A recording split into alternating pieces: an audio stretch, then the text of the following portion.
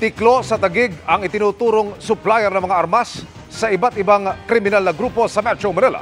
Nakatutok si Marisol Abdurrahman. Exclusive!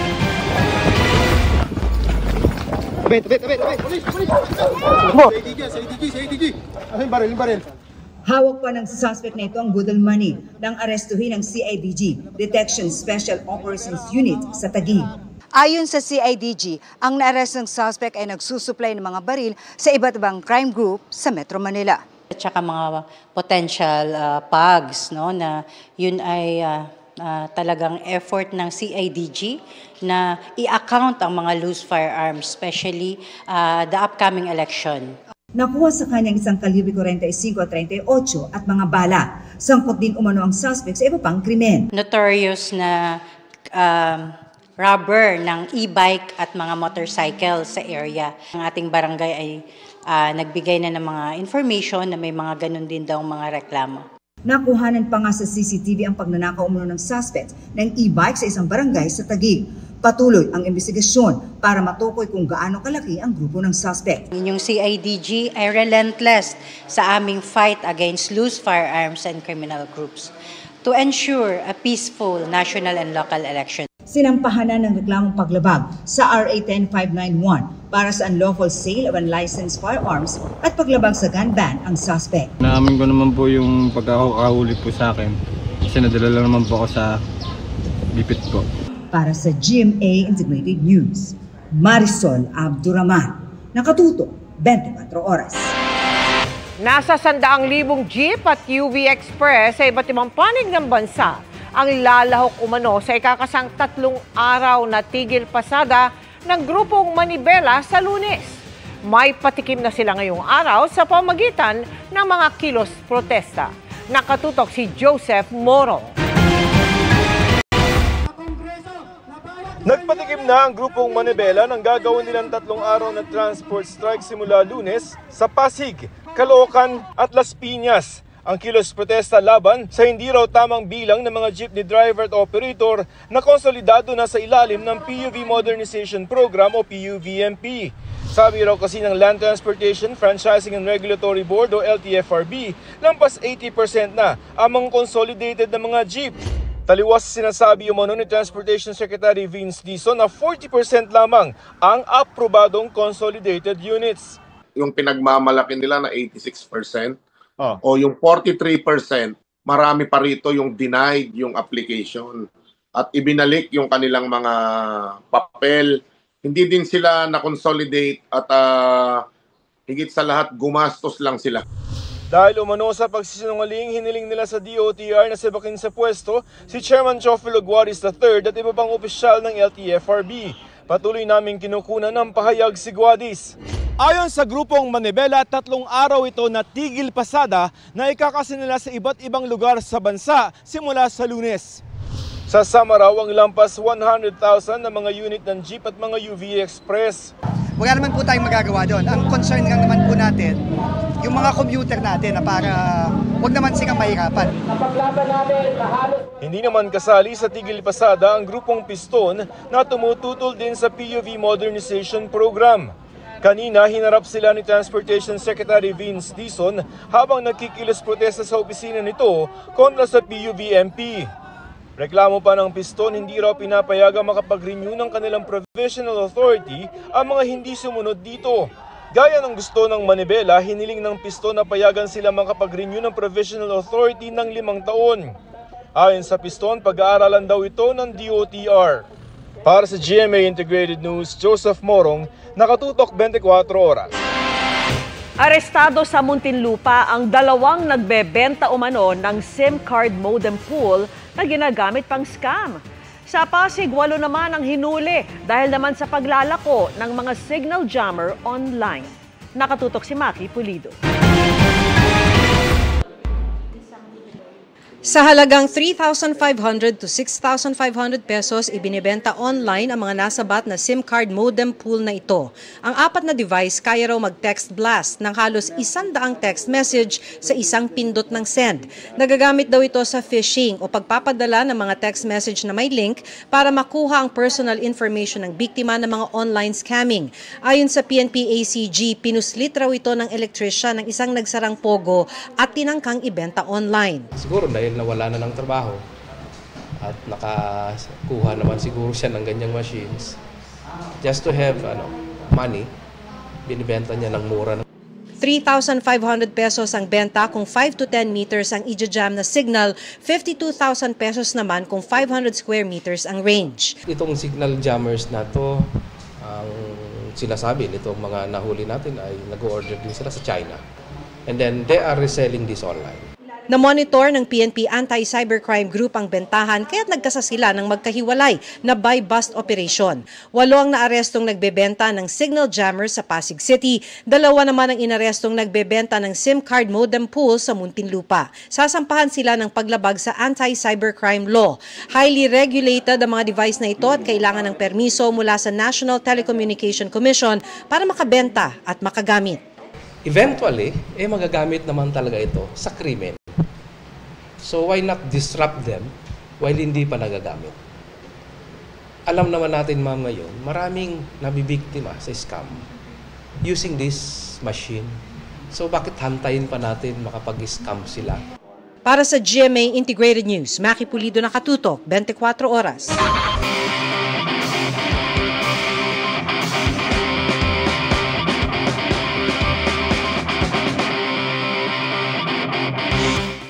This one is for our local weavers dahil para maprotektahan ang kanilang sining at kabuhayan. Nag-develop ang DOST Philippine Textile Research Institute ng mga tagong security markings para iwas peke.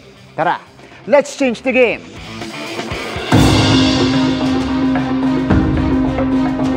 Bago pa man dumating ang mga Kastila, isa na ang paghahabi sa mga sinaunang sining at pangkabuhayan ng ating mga ninuno. Bawat rehiyon sa bansa, may kani-kanyang natatanging disenyo na sumasalamin sa kanilang kultura.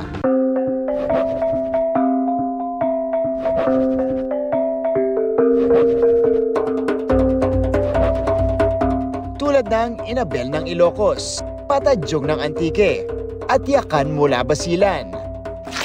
Ngayong paunti ng paunti ang local weavers sa bansa, dumadagdag pa ang banta ng counterfeit o peking handwoven products sa merkado. What if we can help protect our local weavers with the use of hidden security features? Enter ang covert security yarns and markings for anti-counterfeiting. Developed by DOST Philippine Textile Research Institute sa pangunguna ng chemist at DOST PTRI Director na si Dr. Julius Leano Jr. Hindi lang siya economic issue. Yung counterfeiting has something to do with the culture, yung misappropriation, alam mo yun, yung misrepresentation. How can we use technology to be able to counter this problem? Tulad ng Philippine Peso Bills, matutukoy na rin sa ilalim ng UV light kung authentic ba o hindi ang isang hand-woven textile. Gamit ang dinevelop nilang special luminescent colorant. Those are materials called phosphors. When you shine light on them, they emit a certain wavelength of light. Hindi rin daw ito basta-bastang magagaya. Kami na nakakaalam ng specificity ng wavelength na yan. And we will not reveal what wavelength is assigned. May range yan. So pag sinabi mong 425 at inassign ko yan sa isang weaver, dapat makikita ko siya na siya lang ang gumagamit ng color na yan. Yun yung specificity niya. Mga kapuso, eto na yung luminescent colorant na ginawa nila Sir. Yung mga fiber na merong colorant. Ito naman yung example ng textile na nalagyan na ng luminescent colorant. Meron siyang strips na talagang nagsashine, nagniningning kapag iniilawan natin ng UV light. Para makadagdag sa traceability, magkakaroon na rin ng hidden QR code ang bawat textile, kung saan makikita ang digital passport o website para makita ang impormasyon sa fabric, weaving community at maging mismong weaver nito. Sa ngayon, nagsimula na ang grupo sa pilot testing sa Basilan at Ilocos. Nagwagi ang innovation ng gold sa nagdaang Seoul International Invention Fair. There you have it mga kapuso, isang paraan ng paggamit ng innovation para ma-preserve at maprotektahan ang sining at kultura natin. Para sa GMA Integrated News, ako si Martin Javier, changing the game! Nakipagpulong ang MMDA sa barangay na nakakasakop sa Chino Roces Extension na nakararanas ng pagbagal sa daloy ng trapiko. Ang nakikitang solusyon ng MMDA ay ang pagbabago ng traffic schemes sa lugar. Nakatutok si Oscar Oida. Bukod sa mga local traffic enforcers, tumulong na ulit ang mga tauhan ng MMDA sa pagmamando ng traffic dito sa may Chino Roces Extension, parting Makati.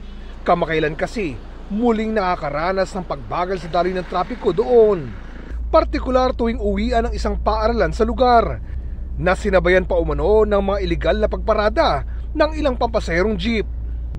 Tulad na lamang ng nadaanan namin kanina, kung saan makikitang sa mismong nakaparadang jeep pa kumakain ang driver nito. Ayon kay MMDA Special Operations Group Chief Gabriel Go, nakipagpulong na raw sila sa barangay na nakakasakop sa lugar at may ilang napag-usapang pwedeng gawing pagbabago sa mga ipinapatupad na traffic scheme sa lugar. Such as yung mga pag lumalabas po ng eskwelahan, wala pong magle-left turn considering solid line po siya.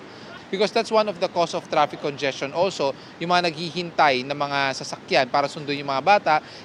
Isa pa sa nakikita nilang paraan ay ang paglimita ng pag-U-turn sa lugar. Instead of moving forward towards Taguig or moving towards dito sa EDSA, ang ginagawa nila, they just take a U-turn anywhere they want. So isa yan po sa nagiging problema. One of the solutions that we are looking into is yung isasara po natin ang buong kahabaan ng Chino Roces na wala na po magiging open area to take a U-turn.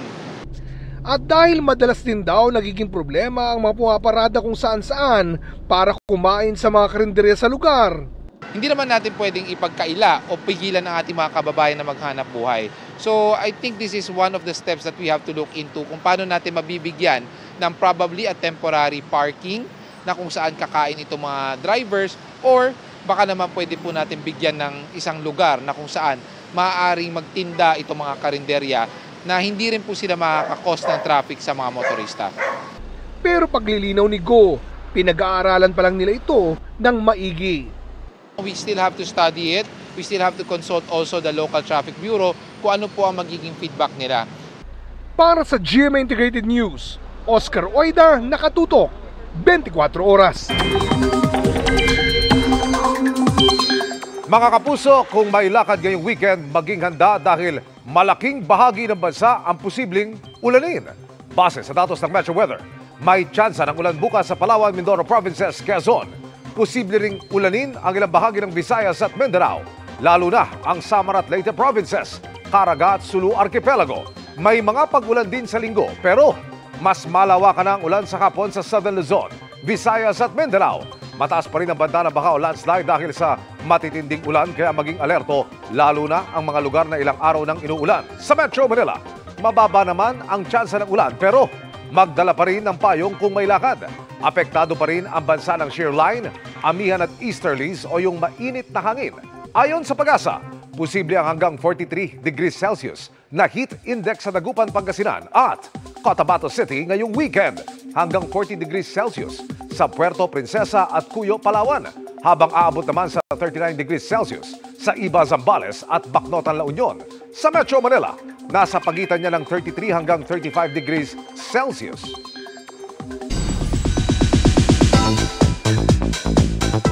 Non-negotiable para kina Kylene Alcantara at Kobe Paras ang quality time sa gitna ng pagiging busy sa kani-kanilang showbiz commitments and projects. Couple goals nga raw ang dalawa para sa fans. Kaya ang isa sa kanilang mga tagahanga nagpa-tattoo na dedicated sa kanila. Makichika kay Aubrey Carampel. Dahil magkaiba ng field of work, very happy si Sparkle star Kailin Alcantara at basketball star boyfriend na si Kobe Paras tuwing magkakasama sila sa trabaho. Tulad ng isang launching event na pinangunahan nila kagabi. Naging extra special pa ang event para kina Kailin at Kobe dahil nakilala nila ang elderly fan na nagpatattoo dedicated para sa kanila. Gulat nga ako, sabi niya, Kobe, tignan mo. Sabi ko, ay, ang ganda ng henna. Ah, hindi, totoo yan. Basketball. So cute. And then sunflower, and then make K too. That means Kobe and Kailin. Nung una, parang ayoko dahil sabi nila masakit daw magpatato. Pero pag mahal mo ang isang tao, walang masakit. Ganon ko sila kamahal. Busy ngayon si Kailin sa showbiz commitments at sa pinaghahandaang drama series. Habang si Kobe, abala sa bubuksang negosyong bar and resto. Soon ay babalik na rin daw siya sa paglalaro ng basketball. I know a lot of people have been wondering where I've been. I've been enjoying my life. I've been finding myself. I've been trying to find who Kobe Paras is, and I think now I have a better picture of who he is, and hopefully people can see me on the basketball court soon. Very supportive dyan si Kailin. Saya-saya ko sinabi niya yun. That's his first love and will forever be his love. I will always be here to support him. Si Kobe full support din syempre sa acting career ni Kailin.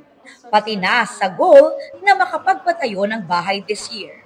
Well, my parents and my brother, they've been in the limelight for a while, so I'm pretty much used to it. But it's different because, you know, she's a special one. I'll always be here.